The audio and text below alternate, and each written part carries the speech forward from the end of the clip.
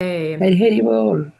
All glories the assembled devotees. Hare Hare Krishna. Krishna. All glories the assembled devotees. Hare Hare Krishna. Krishna. All glories the assembled devotees. Hare Hare Krishna. Krishna. All glories to Shri Guru and Shri Gauranga. Hari Hari Bol. Hari Hari Bol. Nama Om Vishnu Padaya Krishna Prasaya Bhutale Srimati Bhakti Vedanta Swaminati Namane Namaste Saraswati Devi Gauravani Pracharane Nirvishesha Shunyavadi Pashyata Deshatarane Om Namo Bhagavate Vasudevaya Om Namo Bhagavate Vasudevaya.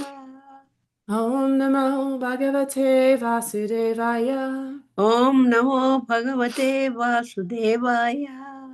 Om Namo Bhagavate Vasudevaya.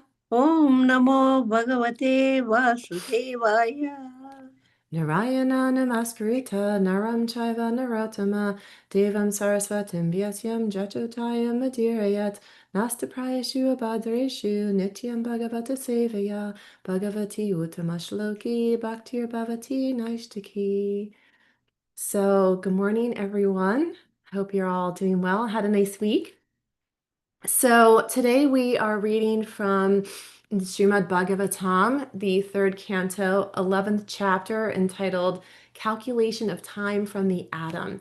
So, there's actually 5 verses for today. So, what I'm going to do is I'm going to just read the Sanskrit and the translation, the purport for each of them, and then I'll get to the last one, and then we can take turns repeating, and then I'll get into the class at that point. So we'll do it that way, just in the interest of time. Anordval paramanos tarsrenu trayasmirta jalarkya rasmi avagata kam eva naputam agat. The division of gross time is calculated as follows. 2 atoms make 1 double atom, and 3 double atoms make 1 hex atom. This hex atom is visible in the sunshine, which enters through the holes of a window screen. One can clearly see that the hex atom goes up toward the sky. Purport by His Divine Grace, A.C. Bhaktivedanta Swami Srila Prabhupada. The atom is described as an invisible particle, but when 6 such atoms combine together, they are called a tasarenu, and this is visible in the sunshine pouring through the holes of a window screen. Text 6. Tasarenu trikam bhungtankante ya kalashra truti smrta satabhagas tu vedas yat tes tribis tu lavasmrita. The time duration needed for the integration of 3 Sashrenus is called a truti, and 100 trutis make 1 Vedha. 3 Vedhas make 1 lava. Purport.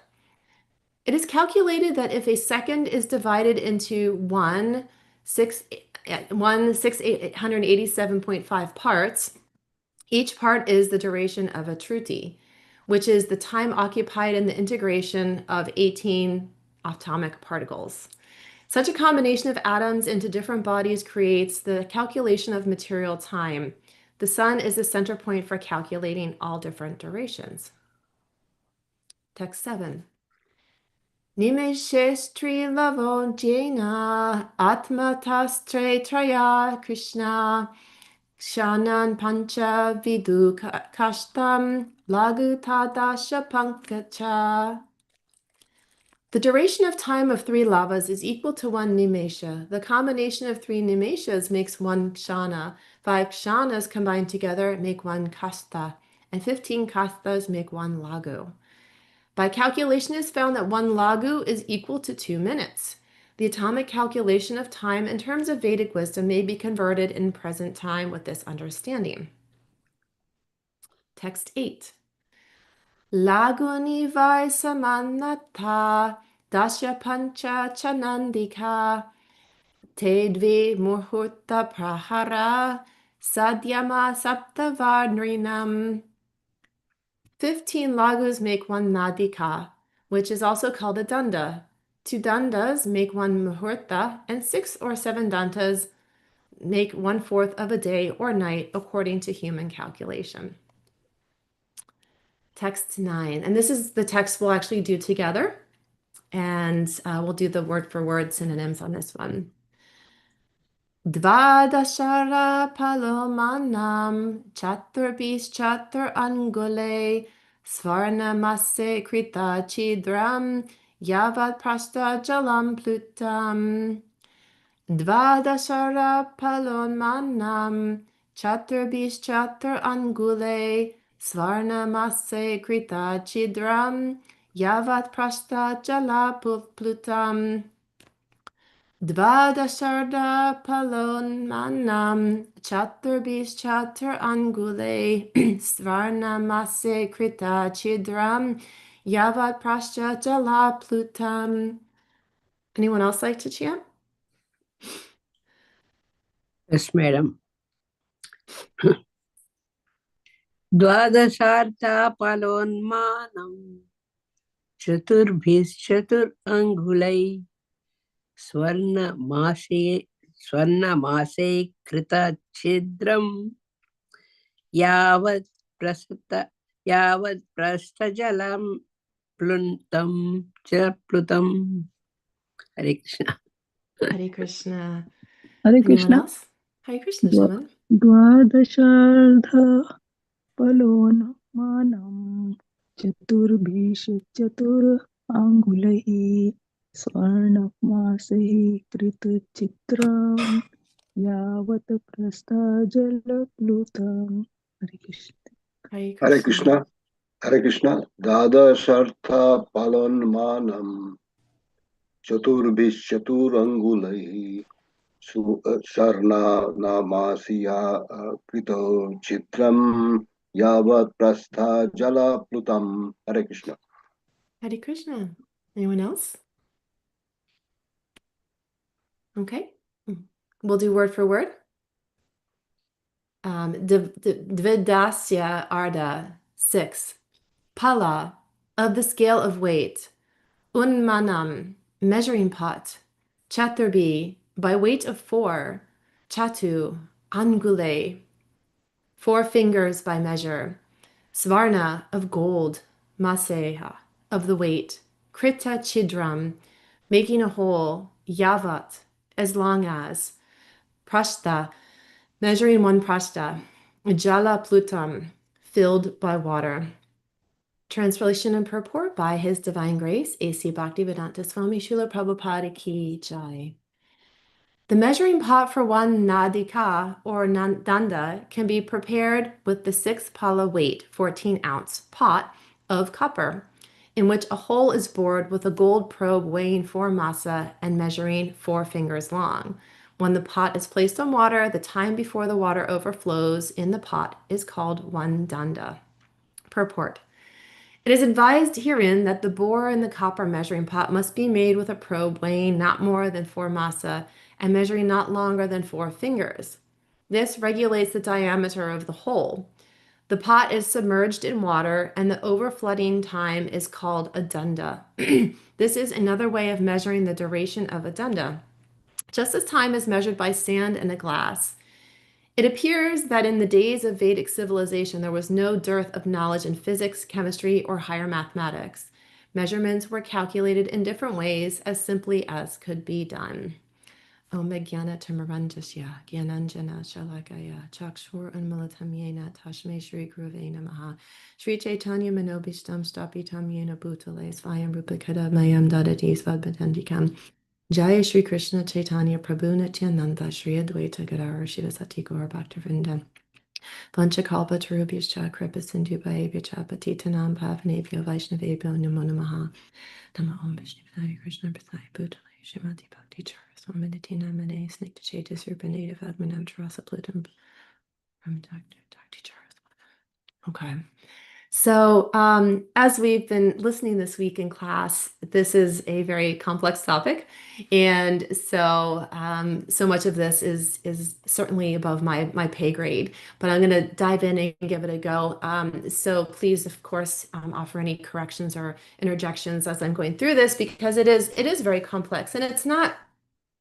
So many different topics in the Srimad Bhagavatam are well beyond our abilities intellectually to understand. However, they are there so complexly presented because they're coming from Krishna. They're part of creation, and only Krishna can truly understand creation. So we have to kind of bear that in mind when we're having these discussions, that if we try and distill it down too much to our material kind of finagling and conjuring, then we might miss some of it. However, in this discussion today, I'm going to talk a little bit about some of the scientific findings that actually very much match up with some of these things that have been already written about in the Vedas from 1,000 years ago. So it's very timely, but it's also it's pretty amazing to see how all of these things from the Vedas, the Surya Siddhanta, from the Srimad Bhagavatam, Bhagavad Gita, so many of these things are starting to become evidenced in modern science. So today, my goal with today's class is to not get so technical that our heads are spinning, but to dive in a little bit to some of the topics around science, and also just the broader the broader look at Vedic cosmology, but also how this is applying into our daily lives and into our Krishna consciousness. Because we know that the Vedic cosmology is very intricate, and this particular chapter is really presenting a discussion of Kala, time. But what is time? Kala is Krishna. So we know that that Kala Chanji, Krishna, Kala is time. Krishna is in that form of time. So time, I am destroyer of worlds. So we know that this exists. So here we're getting to see as it relates to the energies of creation. So we know that it's a measuring stick. But it's also representative of the Lord. So let's get into a little bit here. In the earlier texts that I read today, it was really giving some discussion or some detail about the atom and how the atom doubles to make goes to make double atoms and three atoms and a hex atom. Hex atom is visible in the sunshine through the holes of a window screen. So this atomic understanding that we are getting this exposure to through these few verses here, the atom in Greek relates to the smallest possible particle that's indivisible. And modern science has discovered, that there is more smaller particles than the atom. There is, yesterday, Acharya Bhakti Prabhu spoke about the electrons and neutrons, and then there's the quarks. So there's still continually discovering. So the atom, as it was so named, actually perhaps maybe was a misnomer, because that's what they thought was the smallest particle until they discovered that there was things smaller. So the atom is being used here as the smallest particle. So it's not to be confused with how modern science has named or maybe misnamed the atom. It's just, when things are originally named, even though they believe it to be the current discovery of that time believes the atom to be the smallest particle, and they come to later discover that was not in fact the case, the name sticks. So we have to take that, put that over here for the understanding of the discussion today as the atom being the smallest particle. And one of the things that can be really convoluting and challenging to understand is this: the relational component of the atom, which is a particle, in relation to time, which is seemingly undefined materially, but it's a passage of something. It's they use the atomic time in Western understanding of the time it takes an atom to pass through the pass through light. So this understanding of the atom and time here is saying that in this first verse here, it is visible in the sunshine. So it's that passing through a screen. And this is the Tesharenu, which is together these atoms are combined that then become visible visible to the eye. So this is the calculation, but then it says here the three of these Tesharenus is called a Truthi. And a truti is 1700th part of a second. So that's really minute and not even practical in our daily lives to say that, okay, um, something is calculated as 1700th of a second. How can we even measure that? It's just, I mean, just you can't even conceive of how quick that would be. So it's the passage of these things. And similarly, in astrophysics, right, they're measuring Planck, the Planck time, and that's 10 to the negative 43rd time. And that is said to be the smallest time interval that's been measured. And well, so that the Planck is 10 to the negative 43 seconds, but the smallest interval of time that has ever been measured is 10 to the negative 21st second. And that's called a zeptosecond. So here's some fun, astrophysics facts for you. So we have these understandings of a Planck in terms of a Planck is a photon traveling at the speed of light across the distance equal to 1 Planck length. So now I'm trying to, kind of use some of these modern, quantum mechanics, astrophysics, those of you who are into that kind of stuff, and apply it to what we're trying to understand here, which is this concept of this atom as applied to time. So it's a measurement of movement, right? And but somehow we have to still get down to how do we measure that initial second. So, and this is where some of these, getting down to what's called the truti, which is the 1700th, 1687th part of a second, which is very minute. And that's seemingly the smallest of that time understanding.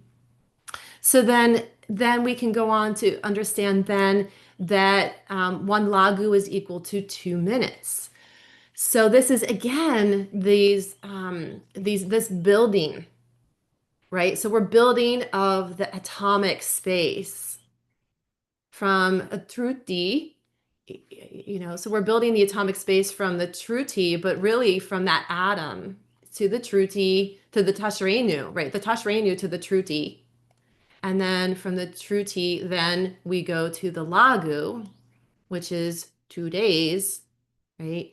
And it continues on like that. So this is the kind of the discussion for today, right? And then we have a dunda,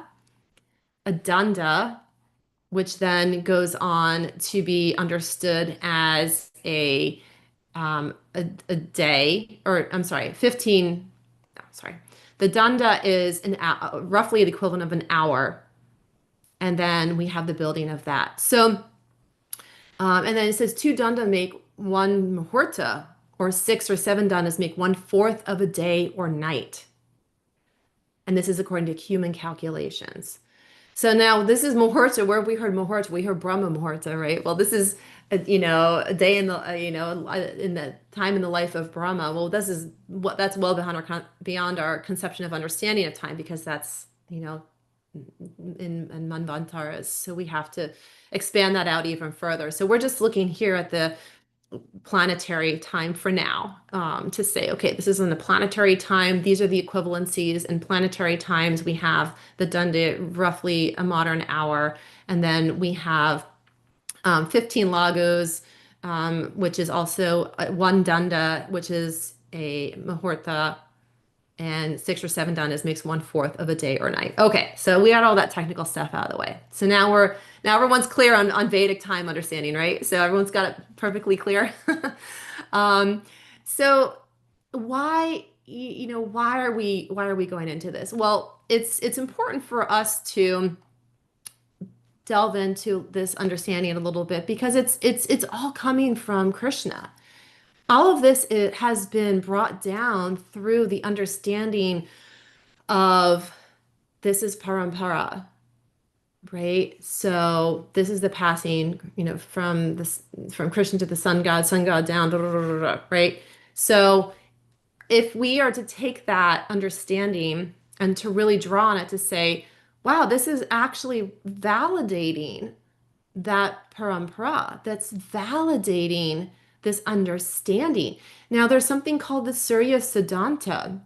If any of you have heard the Surya Siddhanta, the Surya Siddhanta has actually been studied vastly among scientists and Vedic scholars because of its deep accuracy in many different areas. And the Surya Siddhanta has actually been used as a reference, and it has for modern cosmology, for modern astrology. It's used in astronomy, modern astronomy. So there are many things that dip into the Surya Siddhanta. Where did this come from?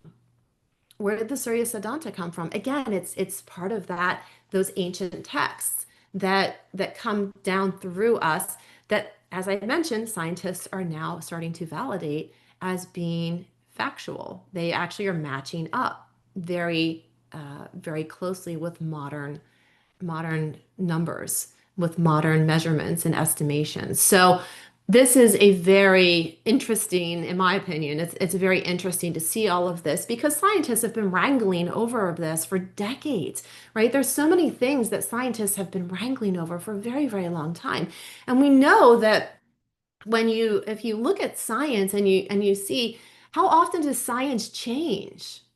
How often do scientists go and they will research something, they have a theory, right? So much is based on hypothesis. So if you know the scientific method, in the scientific method, you have a hypothesis, you create a theory around that, and then you create a system of study around that hypothesis, and then you may come up with some sort of what is called a theory from the hypothesis. You do the study and you have a theory to say, okay, based on my researches, I theorize that this is occurring.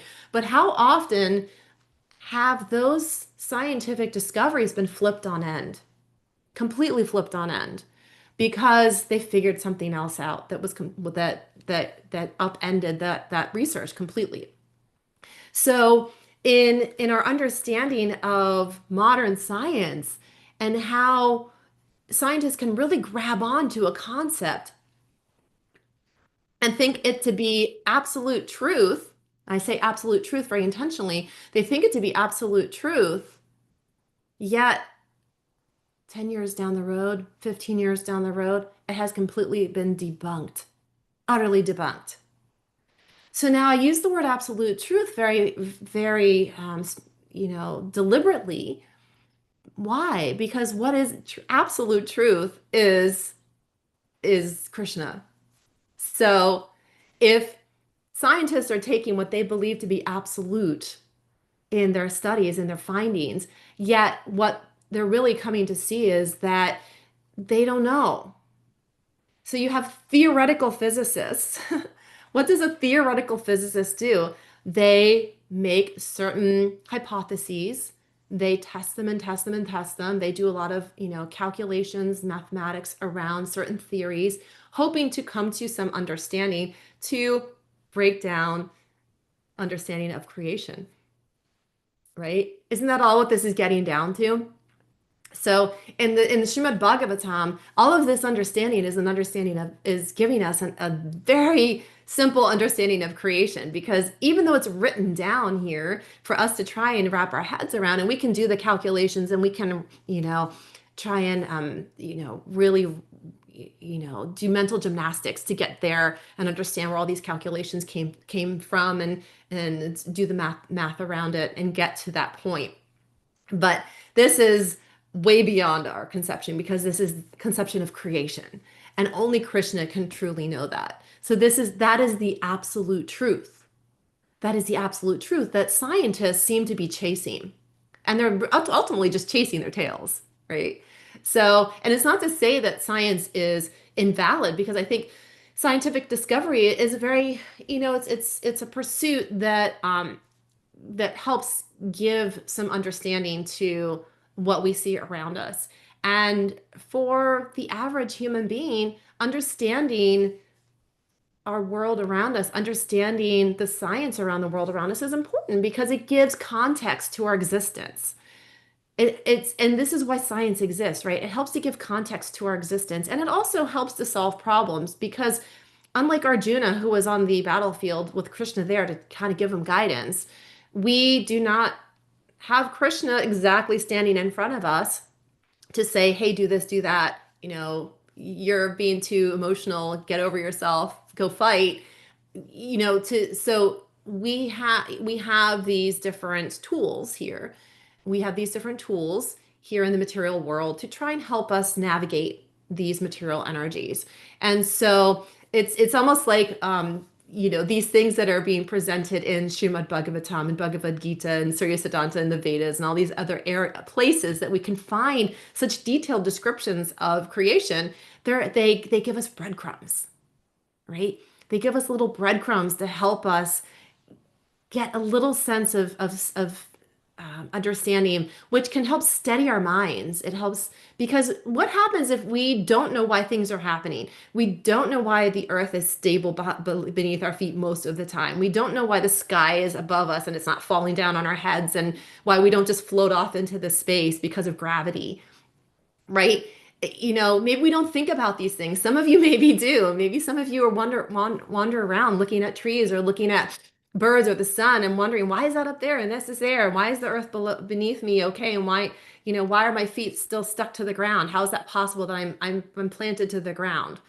And so in that process of understanding, scientists give us these things, but it's the breadcrumbs through Vedic knowledge that can help us really anchor ourselves here in the sense of not becoming completely mad to say, I can't, I don't understand. I don't understand this creation. I don't understand this material energies.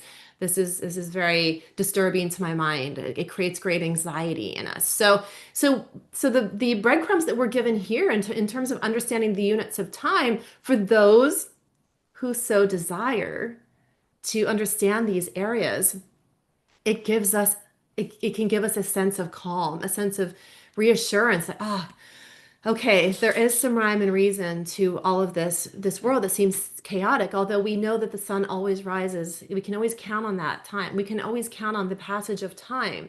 We can count on the moon cycles. We can count on the sun cycles. We can count on the annual cycles. We can count on the seasons, more or less, although things are changing. So these things we can count on. But when we understand it through the lens of Vedanta, then we can have more assurance that it was designed this way. This is Krishna's design. He did this intentionally, and he gave us this opportunity to understand his design. It's like the master architect handing over the plans, and saying, look, but he simplified the plans for us, right? So that we can understand them and read them a little bit better. But he's the master architect of this all creation.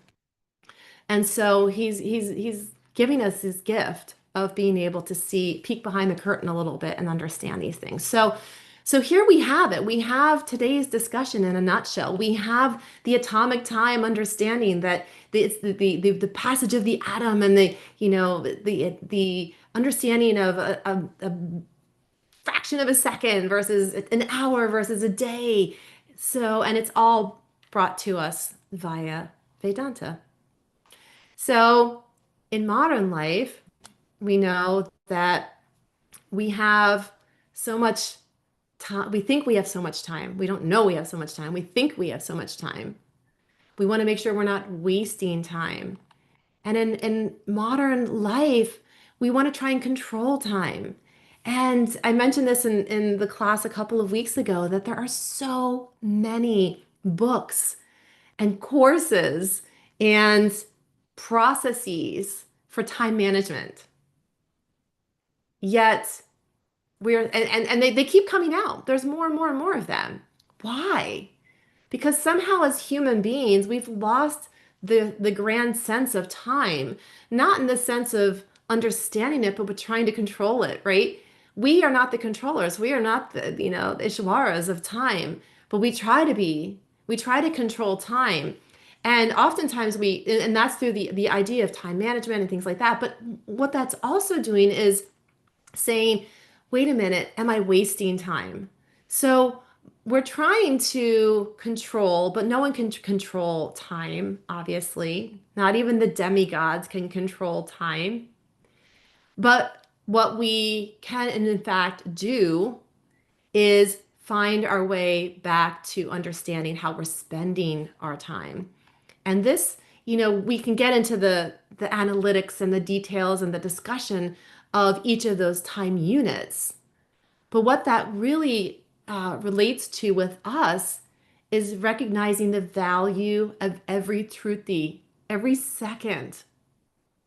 What is the value of every single second in our lives? And so when we think about how science is applying this and how, we have the spiritual science and the material science, they actually do overlap, they come together, and it is all in the effort. It is all in the effort to create understanding, to lessen our anxiety, and to help us. Although, science can be sometimes convoluting, as I mentioned, because they're flip-flopping on things. But there's a term called avyartha kalatvam. Avyartha kalatvam. And this is whether we are spending our time uselessly. How am I spending my time? What is the useful way to spend their time? And Prabhupada goes into a discussion about time, is that a devotee is always anxious to see that his time is not wasted in anything which is not connected with Krishna. And this is something that's really important to understand in this discussion of time, is that from a devotional perspective, what are we really grasping at? We're grasping at how to create more time, which we can't do. So from a devotional perspective, we're trying to create more time for what? For Krishna in our lives. Well, we create time for Krishna in our lives by not using that time that we have wastefully, by not being so overly attracted and overly engaged in material activity. And that's not to say that we don't interact with material energies, because we have to, right? We have to interact with material energies because that is our nature. We have a material body, we have the material mind, we have the intelligence, we have the false ego. All of these things are inherent upon us. That is our natural position here in this material energies, to have those qualities. We are controlled by the modes of material nature. All of these things are natural because we are here in the material energies. We are in the middle planet. So it's natural that we're constantly interacting and engaging with the material energies. However, the difference between a devotee and someone who is attached to material energies is that a devotee is using those material energies to always think about the Lord and to always do service for the Lord, right? We know these stories, the Maharaj Ambarish. We know, we see examples in Bhagavatam of the outstanding devotees of the Lord. So we're no stranger to this. We know that Parikshit Maharaj only had the time left of 7 days, and he used it very wisely. So we repeat these stories as a reminder to ourselves, because Maharaj Parikshit only had 7 days left, and he used that time very wisely. And so if we look at our lives and say, I only have 800 days left, I only have 8,000 days left. However we want to measure that time, and really look at that deeply, to say only, not, oh, I've got another 50 years, 40 years, 30, whatever that is. I have another week.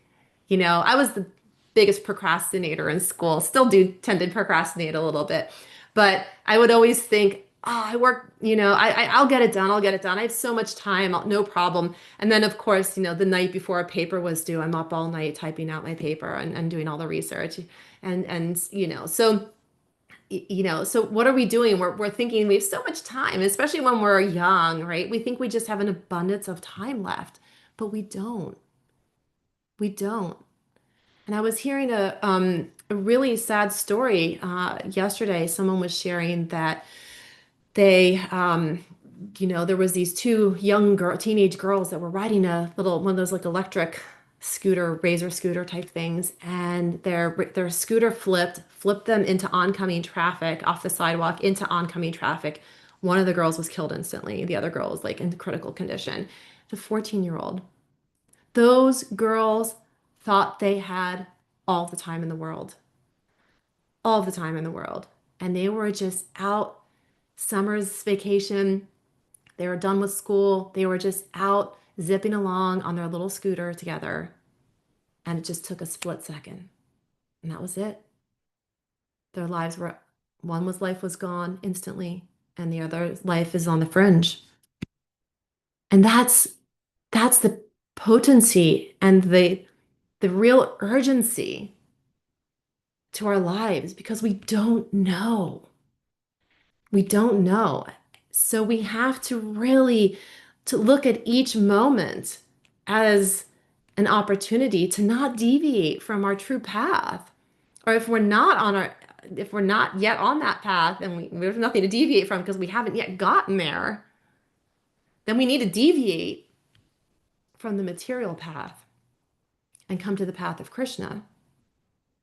So this is really, looking at this understanding of time is that the avyartha kalavatam, is not spending our time uselessly, because anything at any moment can happen. It's just a matter of time. It's just a matter of time. And so what we do as devotees, we are trying to fit it in, squeeze it in, chant our rounds, read Bhagavatam, read Bhagavad Gita, go to class, go to, do arti, work, raise children, keep our house clean, maintain our bodies, all of these things. We have maybe families outside of this space, outside of Krishna consciousness that we are also engaging with. That's some of our familial responsibilities there. So there's a very precious little bit of time. But the beautiful thing about Krishna consciousness is that the time is never wasted in any activity if our consciousness is aligned with Krishna. And that's what true Krishna consciousness is. Yes, we create more time for these activities that will bring us to Krishna consciousness, and that's critical. We have to do that. And we have to work toward converting our consciousness to always be focused on the Lord. Mamana bhava mad bhakto. If we don't constantly work toward keeping our consciousness purified with thinking of the Lord, meditating on the Lord, then any activity that we're doing becomes kind of useless, right? Because it's not aligned. So it really doesn't take any more time. It doesn't take more time in our day to be Krishna conscious. It takes a shift of consciousness. And there's a quote that I keep on my desk, my little sticky note here. And it's actually George Bernard Shaw. And it said, "Those who cannot change their minds cannot change anything." And I keep that on my desk because I think it's so relevant to everything in life. Those who cannot change their minds cannot change anything. Wow, that's pretty powerful. And if you look at that from a Krishna consciousness standpoint, those who cannot change their minds, meaning if those who cannot point their minds toward the remembrance of Krishna and the focus on Krishna in every activity that we're doing, will struggle. We cannot change. We will continually be materially engaged. Because even if our activities within Krishna consciousness, within the Krishna movement, are still materially minded, right? If the mind, the mentality is still focused on material energies while we're doing those activities, then they're not being done in the proper mood. They're not being done in the proper consciousness. And that is not, in fact, Krishna consciousness. So how do we know? How do we know how we're using our mind? How do we know how, we know how we're spending our time, hopefully, right? Hopefully we have a reasonable understanding of how our time is being spent throughout the day. We may get frustrated because things take longer than we expect, or we get distracted, or we just have too many things going on, and we're overcommitted. So we can understand just the usage of our 24 hours in a day. But how do we check the usage of our mind? How do we understand where our consciousness is actually pointed? And that's a regular assessment. We do an appraisal, right? So we just, my husband and I just sold a property recently, and they had to go through a whole appraisal and go through that process. So, the appraisal is very in depth, of looking at the structure, looking at the things in the neighborhood, comparing against other properties in the neighborhood, all of these things that are done for an appraisal, right? So how do we appraise our own consciousness as we're going through the day? It's really just a constant checking in. It's a continual process of praying to the Lord to say, help me remember you. But it's also a continual process of stopping for a moment to reflect, stopping for a moment to see, where is my mind actually going right now? And in that thought process of, where is my mind wandering off to now? Let's catch it. It's like watching after a little kid. Oh, what are they, like a 4 or 5-year-old, you lose track of them for a second. Oh no, they're too quiet. What are they into? So we can do the same thing for our own mind. Uh-oh, brain's getting a little chattery over here. What's going on?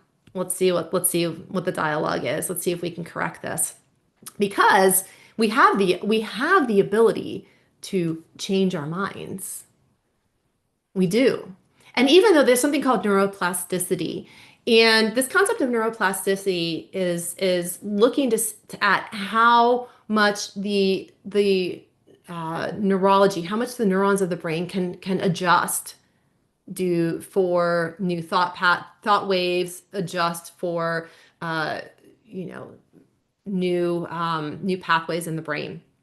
Right. So this is that neuroplasticity. They used to believe that the brain and the neural pathways became fixed at a certain age, that it was very difficult to change the, kind of like directional drive of the neurons in the brain.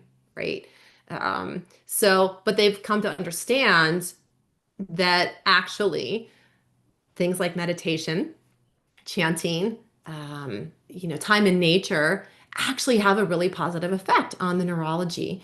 So in this neuroplasticity, we can say, one might say, oh, I'm too old. My brain's fixed. I'm too old to make these changes. I'm too old to, to change my ways. Old, can't teach an old dog new tricks, right? That's kind of the old saying. And that plays right into that neural rigidity that was once believed. But because that's been upended, again, what happened? Science was upended, right? So here is another example of, they once believed that the neural pathways were fixed at a certain age, and now they've come to understand that actually throughout one's life there is a degree of neuroplasticity. So that's great for us.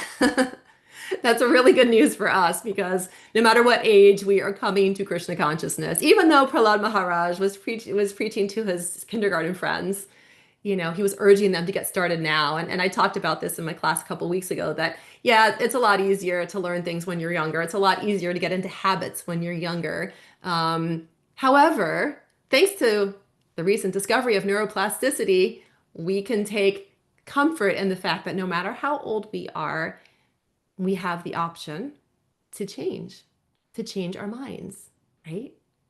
So because, as the quote says, those who cannot change their minds cannot change anything, but we can change our minds. We can change the direction of our minds to Krishna. So now all of this time conundrum of this using our time, we have to make sure we're using our time wisely, but making sure that the things that we are having to do in our lives, those seemingly material activities, that we're thinking about Krishna in that. And I'm talking about material activities like, I gotta go to work, I have to go to the grocery store, I have to do these things. That's what I'm talking about. Now, some of the things that Prabhupada's talking about, in wasting time, and I'm going to go into this quote again. A devotee is always anxious to see that his time is not wasted in anything which is not connected to Krishna. So we first have to link up our brains, link up our minds with Krishna. And consequently, he does not like the benefits derived from fruitive activities, yogic meditation, or the cultivation of knowledge. So these are like jnana, dhyana, and karma. He's simply attached. He is simply attached to words favorably related to Krishna.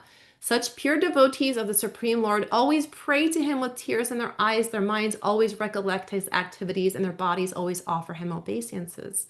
Thus, they are satisfied. Any devotee who renders such devotional service dedicates his life and body for the purpose of the Lord.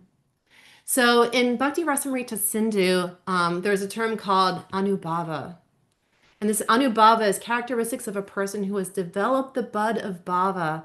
And some of these characteristics are tolerance, not wasting time, detachment from enjoyment, pridelessness, confidence in the Lord's mercy, longing for the Lord, taste for chanting the Lord's holy name, attachment to discussing the Lord's transcendental qualities, and attachment to living in the abode of the Lord. But this first thing is tolerance. The second thing is not wasting time. It says a Krishna conscious person cannot bear to pass a minute of his life without being engaged in the service of the Lord. So here we go. There's this actually, so I'm going to digress for a minute. There's this book. Has anyone heard of the book, The 5 a.m. Club? Right? This is a book that came out recently-ish. I think it was, what's the year on this? It's a bit ago. So, and the 5 a.m. Club, this is a whole concept around, and devotees should know this well, right? We've been part of the 5 a.m. Club forever, right? We're like, oh, that's old news. But this 5 a.m. Club is actually a whole time maximization plan for getting up early, doing your reading, your exercise, all of those things early in the morning before anyone has time to bother you, and you're, getting into your day with work and children and this and that, or school, whatever your activities are throughout the day. And this is why it's really encouraged that we get up early and chant our rounds. Has anyone tried to chant like a full 16 later in the day? Oh, not easy, right? Why is that not easy? If your phone's ringing, you have people distracting you, you're coming off of a day of something, work or whatever, so your brain might still be there, and you're not fully chanting your rounds. So this is using our time wisely, is to get up early. 5 a.m. is a good target. That's a good place to start, right? 5 a.m., get up, chant one's rounds. That's the most precious time in the morning. Prabhupada was getting up well before that. Prabhupada would be getting up at 1 or 2 in the morning. He'd be writing. Prabhupada is the ultimate time management guru. I think he'd be blowing these 5 a.m. club writers out of the water. He had it down. He knew his stuff with time management. Look what Prabhupada did in this short time. He was here just after he had traveled to the US, and then he was traveling all around in that time frame from 1966 to 1977. Who could get that much done? How many books did he translate? It's unbelievable. Unbelievable. Constantly writing. How many thousands and thousands of letters are out there in the archives? Where how did he get all the time to do that stuff? Who has that much time? He is the ultimate time management guru. He sets a perfect example for all of us, but he was also very much empowered. He had some Shakti to him. But that's not to say that we can't take that example, at least to some degree, and say, okay, you know what?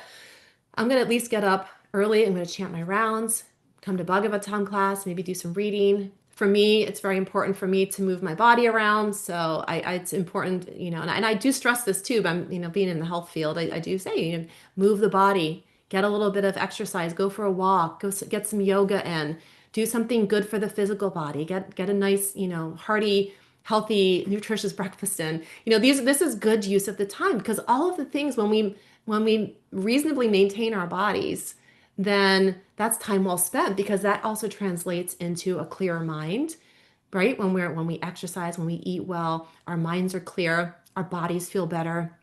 They're not as riddled with disease and discomfort. So this is wisely spent time. We chant, we read, we take care of our bodies and our health. Prabhupada stressed taking care of our health. So here we have it, right?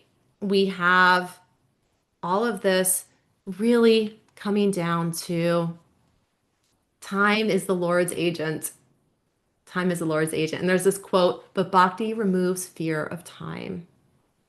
So we engage in bhakti, we engage in the worship of Krishna.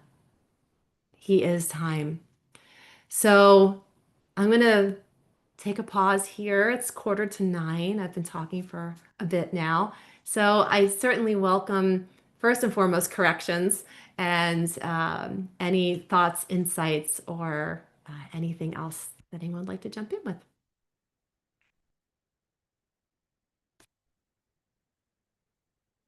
And Jerona put in the chat.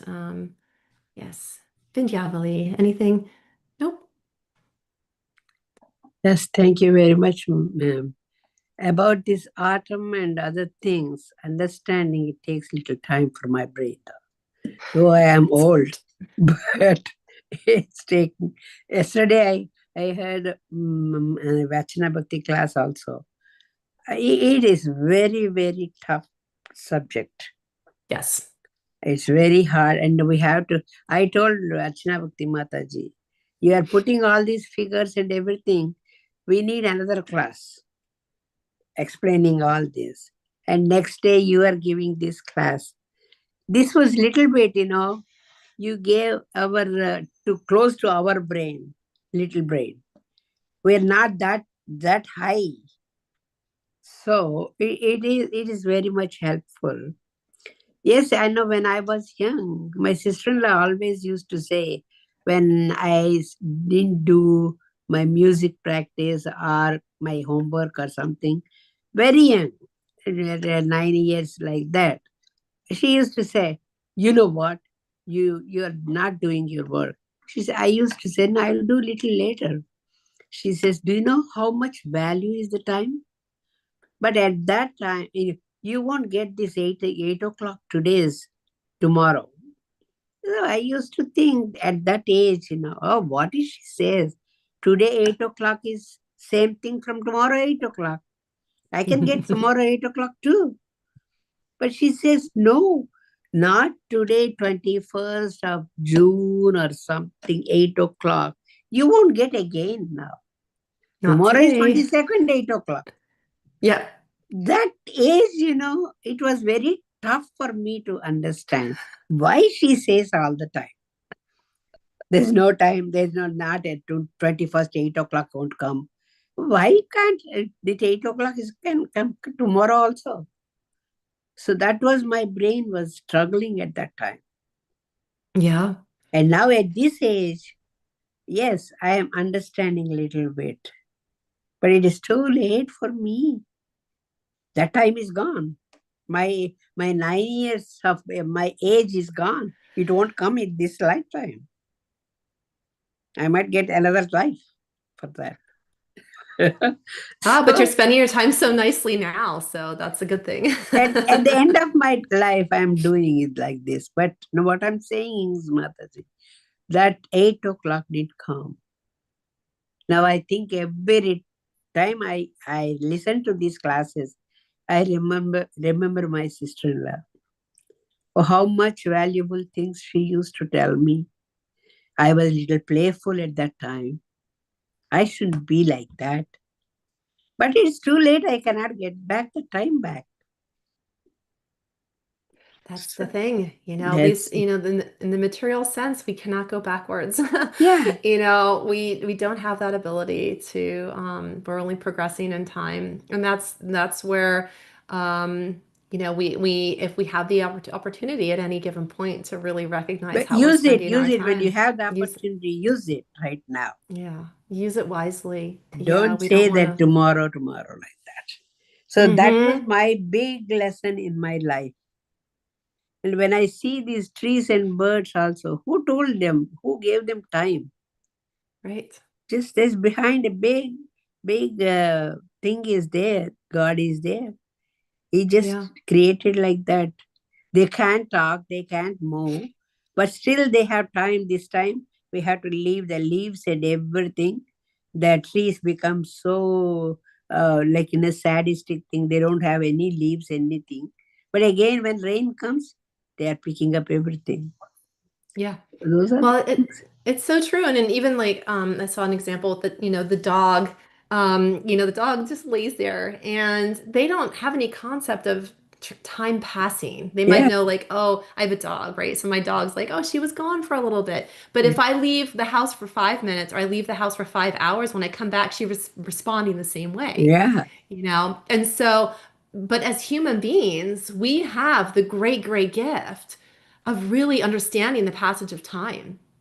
That's And that is a true gift to see the true passage of gift. time and understand that we have the ability to use it in a We different way should than use other it eating, properly. mating, defending, right?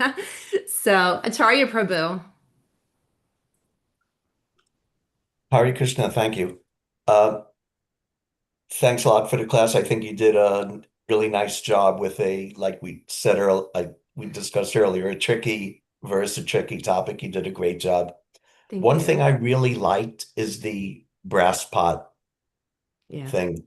When, my son was homeschooled, so we actually spent like a week, drilling holes in all of our eating bowls and making different size holes and putting them in water and measuring how long it took them to sink from that. So, and I really like that it's how would you say, like this very technical, the atoms and the biatoms and triatoms and hexatoms, and they're moving like this. But then this very practical sort of down to earth thing is also there. And I think at the end of the purport, Prabhupada said it made as simple as it could be made. So I really like that both are there, this very technical understanding and this very practical down to earth. And you did that in your class. You analyzed the time and what time is scientifically, and then brought it down to earth with avyarta kalatvam, that you don't waste your time.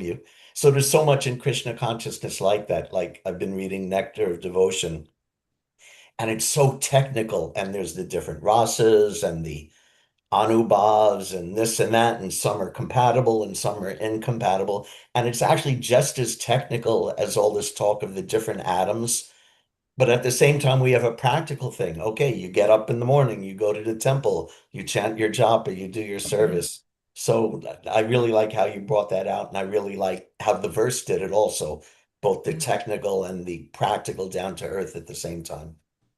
Yeah, Thanks a thank lot. you, Prabhu. Thank you for that feedback and comment. It's so true. I mean, that's the when Bhagavatam, because it so often can be so technical with regards to understanding creation, and but Prabhupada is also and Bhagavatam as well through that parampara helping us jivas be able to wrap our heads around things. But Prabhupada is also very artful in helping us get what we need to get out of it. Yeah. Thanks a lot. Thank you. Thank you very much. Yeah. So great. Any other questions or comments before we wrap up for the day? Okay. Hare Krishna Mataji. Oh, I Hare just want to Krishna, say Suman. thank you for Yes. your very inspiring class. You really inspired us to use our time wisely. And I liked when you said we squeeze in our all spiritual things in our daily life. We really squeeze in actually, right? Yeah, thank you. Hare Krishna. Hare Krishna. Thank you. Thank you very much, everyone, for this opportunity to present a very complex topic way above my abilities, but I appreciate the forum today. So everyone have a wonderful day, and Thank I will you. see you soon. Vanchakalpa Sarvesya tarubhyascha kripa kripa sindhubhya sindhubhya patitanam patitanam pavane pavanebhyo Vaishnavebhyo vaishnavebhyo namo namo namah. namo. Namo Namo. Hare Hare Krishna, Krishna. everyone. Bye-bye.